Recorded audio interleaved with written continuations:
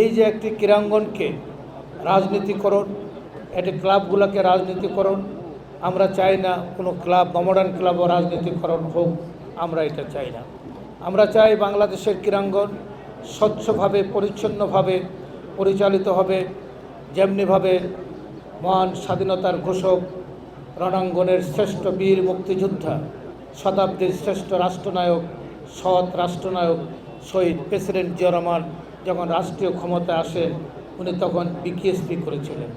এই বিকেএসপির ওনার হাত ধরে যাত্রা শুরু।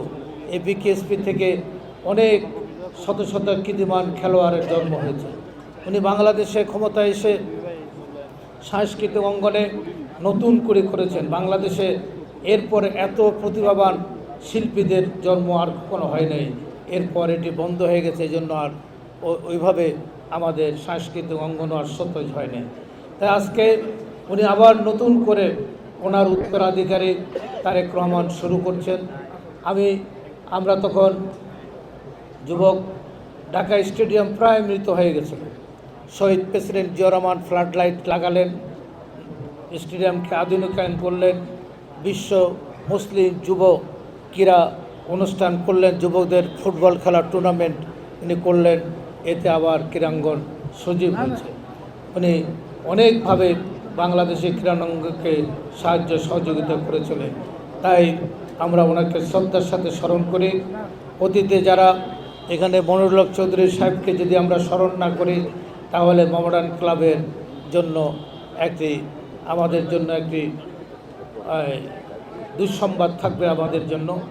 আজকে এই মোহামেডান ক্লাব কলকাতা থেকে শুরু করে 90 বছরে পদার্পণ করেছে।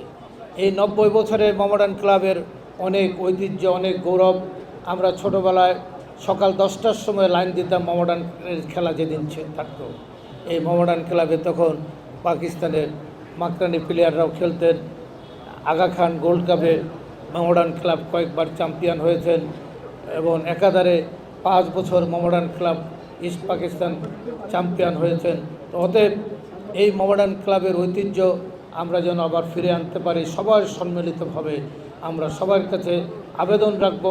আমরা যেন ক্রীড়াঙ্গনকে আজকে অঞ্জন চৌধুরী এখানে আসার মধ্যে দিয়ে যে সুবাতাসটি দিলেন, এই বাতাসটি যেন আমরা ধরে রাখতে পারি।